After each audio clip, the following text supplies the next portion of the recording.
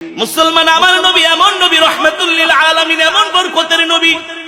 1450 বছর আগে চাচা আবু তালিবের সাথে মক্কা থেকে ব্যবসা করার জন্য সিরিয়ায় যাচ্ছিলেন। কোথায়?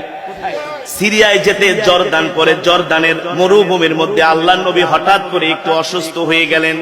আল্লাহর নবীর বয়স তখন বেশি না, কিশোর মোহাম্মদ। আল্লাহর নবী অসুস্থ হয়ে গেলেন, নবীজি ঘাড়মাক্ত হয়ে গেলেন। চাচা আবু তালিব দেখলেন আল্লাহর নবীকে কোথাও একটু বিশ্রাম করানোর দরকার, কোথাও একটু বসানোর দরকার, কিন্তু মরুভূমির মধ্যে কোনো গাছ নাই, কোথায় বসবে? কোনো গাছের ছায়াও নাই, কোথায় বসবে? দেখেন মরুভূমির মধ্যে একটা মৃত গাছ দাঁড়ায় আছে, একটা মৃত গাছ, ডালপালাও নাই, একেবারে মৃত প্রায় অবস্থা। চাচা আবু তালিব আল্লাহর নবীকে হাত ধরে নিয়ে মৃত গাছের নিচে বসাইলেন। সাথে সাথে ওই মৃত গাছ আল্লাহর নবীর বরকতে জীবিত হয়ে গেছে। সাথে সাথে গাছ ডালপালা ছড়াই দিছে। আর নবীকে ডাক দিয়া বলে, আসসালামু আলাইকা ইয়া রাসূলুল্লাহ। আল্লাহর নবী বলে, গাছ কেমনে চিনলি? বলে, কেন চিনবো না? আপনি তো মানুষের নবী না, আপনি আমার নবী। আল্লাহু আকবার।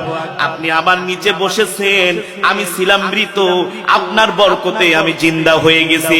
ওরে যুবক, ওই গাছ এখনো পর্যন্ত জর্দানের মরুভূমিতে আছে, এখনো আছে, এখনো আছে। পৃথিবীর বিজ্ঞানীরা গবেষণা করে বের করতে পারে না যে 1450-1500 বছর কোন গাছ বেঁচে থাকার কথা। এটা আমার নবীর বরকত, ঠিক কিনা বলেন? আমার নবী হলেন বরকতের নবী। সুবহানাল্লাহ। আমার নবী কি নবী? বরকতের নবী। আমার নবী বরকতের নবী। বদরের প্রান্তরে গেছে যুদ্ধ করার জন্য। সাহাবীরা যেখানে আছে সেখানে একটা কূপ আছে, কূপ। ওই কূপের পানিগুলো লবণাক্ত। প্রথম একটু পানি মুখে নিয়ে সাইয়েদনা আবু বকর দেখেন পানি লবণাক্ত। লবণাক্ত পানি তো আর খাওয়া যায়? আপনাদের এলাকায় লবণাক্ত পানি আছে না? পানি আছে না? লবণাক্ত পানি খাওয়া যায় না। সাইয়েদনা আবু বকর যা বলেন, আল্লাহর নবী, আমরা যেখানে তাবু গেড়েছি এখানে একটা মৃত কূপ, একটা কূপ আছে, কূপে প্রচুর পানি, কিন্তু পানিটা লবণাক্ত। এই পানি যদি স্বচ্ছ হয়, একটু মিষ্টি হয়, তাহলে আমাদের ভাইরা খেতে পারবে, যুদ্ধটা ভালো করে করতে পারবে। আল্লাহর নবী রাহমাতুল লিল আলামিন সেই কূপের কাছে এসে শরীর একটু থুতু মারছে, থুতু থুতু। আল্লাহর নবীর থুতু মোবারকের বরকতের কারণে সাথে সাথে লবণাক্ত পানি মিষ্টি হয়ে গেছে। সেই কূপ এখনো আছে। যুবকরে, আর কিভাবে তোমাদেরকে বুঝাবো? আর কিভাবে তোমাদেরকে বুঝাবো? আল্লাহ কোরআনের মধ্যে বলছেন, কুল ইন কুনতুম তুহিব্বুনাল্লাহ। আল্লাহ নিজে বলছেন, এ দুনিয়ার মানুষ, যদি আমাকে ভালোবাসতে চাস, আগে আমার হাবিব আমার নবীকে ভালোবাস। আমার নবীকে ভালো না বাসলে আমার ভালোবাসা পাবি না, ঠিক কিনা বলেন? আজকে নবীর প্রতি তোমাদের ভালোবাসা নাই। তোমাদের ভালোবাসা হলো মেসির প্রতি, তোমাদের ভালোবাসা হলো রোনাল্ডোর প্রতি, তোমাদের ভালোবাসা হলো নায়িকা গায়িকাদের প্রতি। আল্লাহর কসম করে বলি, নায়িকা গায়িকা খেলোয়াড়দের ভালোবাসা তোমাদেরকে জান্নাতে নিতে পারবে না। নায়িকা গায়িকার ভালোবাসা তোমাদেরকে জাহান্নামে নিয়ে যাবে, ঠিক কিনা বলে? জান্নাতে যেতে হলে নবীকে ভালোবাসতে হবে, শুধু মুখে মুখে না। জিলাপি খাবার আশিক রাসূল হলে চলবে না, নবীকে ভালোবাসতে হবে জীবন দিয়া। জীবন জীবন জীবন নবীজির জন্য জীবনটা নাজরানা করে দিতে হবে, ঠিক কিনা বলে? ঠিক না? সেই নবীর কথা বলছি, বরকতের নবী। সাতক্ষীরার পানি লবণাক্ত। আমার নবী যদি এখনো বেঁচে থাকতেন, নবী সাতক্ষীরায় আইসা তার উম্মতের জন্য লবণাক্ত পানি মিষ্টি করে দিয়া যেতেন। যদি আমার কলিজার টুকরা নবী বেঁচে থাকতেন, কারণ নবী তো তার উম্মতকে অনেক বেশি ভালোবাসেন, ঠিক কিনা বলেন? যে ভালোবাসার কোনো তুলনা হয় না, যে ভালোবাসার কোনো তুলনা হয় না। সাহাবায়ে কেরামদেরকে নবীজি বলতেছেন, এ সাহাবীরা, শেষ জামানায় আমার কিছু উম্মত আছে, আমার কিছু ভাই আছে, তারা আমাকে দেখে নাই, আমার জবানের কথাও শুনে নাই, আমার চেহারাও দেখে নাই, কিন্তু না দেখা তারা আমাকে তাদের জীবনের চাইতে ভালোবাসবে। আল্লাহু আকবার। জোরে বলেন আল্লাহু আকবার। সাহাবায়ে কেরাম বলেন, ওগো আল্লাহর নবী, আমরা কি আপনাদের ভাই না? আমরা কি আপনার ভাই না? নবীজি বলেন, না, তোমরা আমার ভাই না, তোমরা আমার সাহাবী, তোমরা আমার সাহাবী। নবীজি উম্মতকে এত ভালোবেসেছেন। আজকে সারা পৃথিবীতে মুসলমানদের উপর অত্যাচার করা হয়, নির্যাতন করা হয়, জুলুম করা হয়। আল্লাহর নবী বেঁচে থাকলে একটা মুসলমানের গায়ে কাফেরের হাত দিতে পারতো না। ঠিক কিনা বলেন? আল্লাহ নিজে বলছেন লাকাদ জাআকুম রাসূলুম মিন আনফুসিকুম আজিজুন আলাইহি মা আনিতুম হারিসুন আলাইকুম বিল মুমিনিনা রাউফুর রহিম। নবী আপনি বলে দেন তোমাদের মধ্য থেকে আমি তোমাদের জন্য এমন একজন নবী পাঠিয়েছি, তোমাদের মধ্য থেকে, সে আসমান থেকে জমিন থেকে উইরা আসে নাই, তোমাদের মধ্য থেকে আমি তোমাদের জন্য এমন একজন নবী পাঠিয়েছি যেই নবী কিনা তার জীবনের চাইতেও তোমাদেরকে ভালোবাসে। তোমরা কষ্ট পেলে তোমাদের নবীও কষ্ট পায়। সুবহানাল্লাহ। আমরা কষ্ট পাইলে আমাদের নবীও কি? আমরা কষ্ট পাইলে আমাদের নবীও কষ্ট পায়। সেই রহমাতুল লিল আলামিন বকরির স্তনের মধ্যে বিসমিল্লাহ বলে নবীজি হাত দিয়েছেন, দুধে ভরপুর হয়ে গেছে।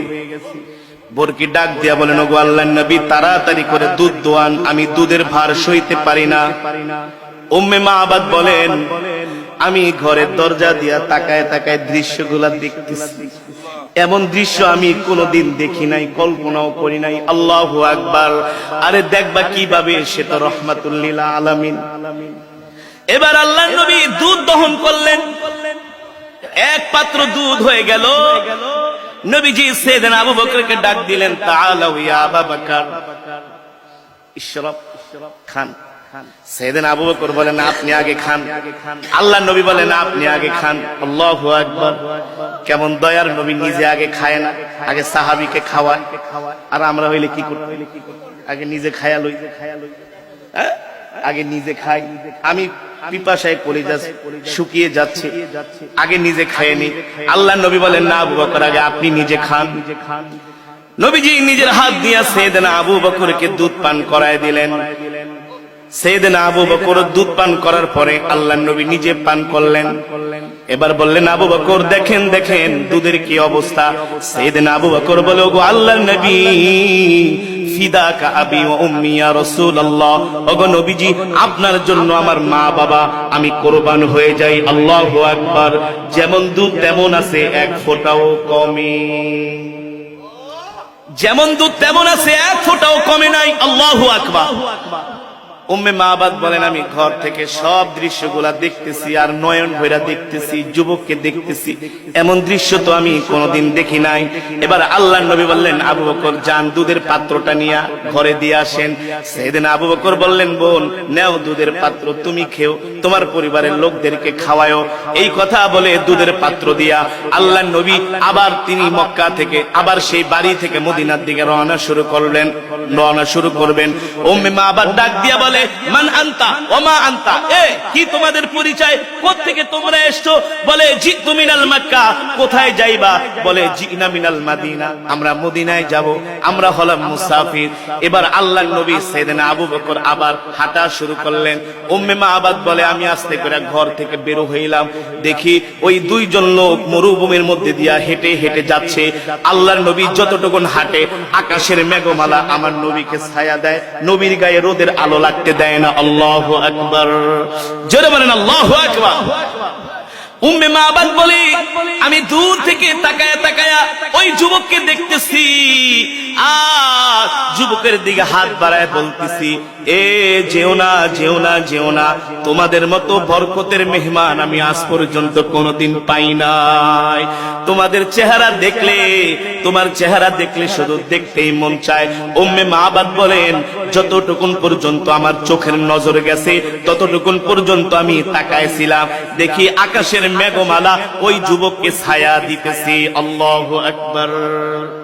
উম্মে মাআবাদ বলেন, আমি ঘরে গেলাম, বিকাল হয়ে গেল। আমার স্বামী বকরি চড়ায় বাড়িতে আসলেন। আমার স্বামী এখনো ঘরে ঢুকে নাই। ঘরের উঠানে পাড়া দিয়া উম্মে মাআবাদকে বলে, স্ত্রী রে, বাড়িতে এত ঘেরান কিসের? জোরে বলেন আল্লাহু আকবার। বাড়িতে এত ঘেরান কিসের?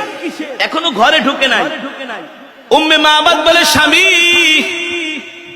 আসেন আসেন, ভিতরে আসেন, আরো ঘটনা আছে, শুধু ঘেরান না ঘেরান না, আরো ঘটনা আছে। আল্লাহু আকবার। বলে, কি ঘটনা? আজকে তো বাড়িতে ঢোকার পরে বাড়ির চেহারা কেমন যেন পাল্টে গেছে। উম্মে মাআবাদ বলে, আসেন ঘরে আসেন, দেখেন এক পাত্র দুধ। আবু মাআবাদ বলে, এই দুধ কোত্থেকে পাইলা? বলে, আসেন আসেন, আরো ঘটনা আছে।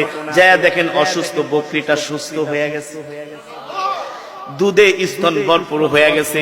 আবু মাবাদ বলে, এ বেটি ব্যাপার কি রে, এত দুধ কোত্থেকে পালি? অসুস্থ বকরি সুস্থ হয়ে গেল, কারণটা কি রে? এবার আবু উম্মে মাবাদ বলে, স্বামী গো, আপনি যখন সকালবেলা ঘর থেকে বকরি নিয়ে বের হয়েছেন, ঠিক দুপুরের সময় আমাদের বাড়িতে দুইজন লোক আসছে। স্বামী গো, আমি ঘরের দরজা খুলি নাই, আমি তাদের পরিচয় জানি না। আমি তাদেরকে পরিচয় জিজ্ঞেস করলাম, তারা বলছে তারা মক্কা থেকে আসছে, মদিনায় যাবে। ওগো স্বামী, একজনের চেহারা এত সুন্দর গো, এত সুন্দর, এত সুন্দর চেহারার মানুষ আমি আজ পর্যন্ত কোনোদিন দেখি নাই। আল্লাহু আকবার। দেখো আমাদের অসুস্থ বকরিটা সুস্থ হয়ে গেছে। অসুস্থ বকরি থেকে আমাদেরকে এক মশ দুধ দহন করে আমাদেরকে দিয়ে গিয়েছে। তার ঘ্রাণে পুরা বাড়িটা ঘ্রাণ ছড়ায় গেছে। ওগো স্বামী, এত সুন্দর চেহারা, যার চেহারার দিকে তাকাইলে শুধু তাকাই থাকতে মন চায়, যার চোখগুলো এত সুন্দর, চুলগুলো এত সুন্দর, কণ্ঠটা এত সুন্দর, এত সুন্দর কণ্ঠের মানুষ, সুন্দর চেহারার মানুষ আমি আজ পর্যন্ত কোনোদিন মক্কায় দেখি নাই। এই কথা শোনার পরে আবু মাবাদ অনেকক্ষণ পর্যন্ত চুপ করে চিন্তা করতে লাগলেন, আর বললেন, এই স্ত্রী, হায় রে আমার কপাল পোড়া, হায় রে আমার কপাল পড়ে গেছে, হায় রে ওই স্ত্রী, আজকে আমাদের বাড়িতে যে আগমন করছে সে দুনিয়ার কোন সাধারণ মানুষ না। আমি আমাদের তাওরাত কিতাবের মধ্যে পড়েছি, শেষ জামানায় একজন নবীর আবির্ভাব হবে, তার নাম হবে মুহাম্মদ ইবনে আব্দুল্লাহ। আর ওই নবী এই পথ দিয়া মক্কা থেকে হিজরত করে মদিনায় যাবে, আর ওই নবীকে খেদমত করার জন্য আমি এই রাস্তার মধ্যে ঘর বানিয়েছি। আল্লাহু আকবার। স্ত্রী বলো, কোন দিকে গেছে? বলে এই দিকে। বলে ঠিকই তো আছে, আমার তাওরাত কিতাবের সাথে হুবহু মিলে গেছে। আল্লাহু আকবার। এই পথ ধরে শেষ নবী মক্কা থেকে মদিনায় যাবে। আবু মাবাদ বলে, স্ত্রী রে, যেই নবীকে পাওয়ার জন্য, যেই নবীকে দেখার জন্য এখানে ঘর বানাইলাম, যেই নবীকে খেদমত করার জন্য এখানে ঘর বানাইলাম, ওই নবীকে চোখে দেখতে পারলাম না, এইখানে আর থাকবো না। বাড়িঘর যা আছে, গাট্টি বস্তা যা আছে, ভেড়া বকরি সব নিয়ে চলো মদিনায় যাই, আর ওই নবীর হাতে হাত রেখে কালেমা পড়ে মুসলমান হয়ে যাব। আল্লাহু আকবার। জোরে বলেন আল্লাহু আকবার। মুসলমান সেই নবী রহমাতুল লিল আলামিন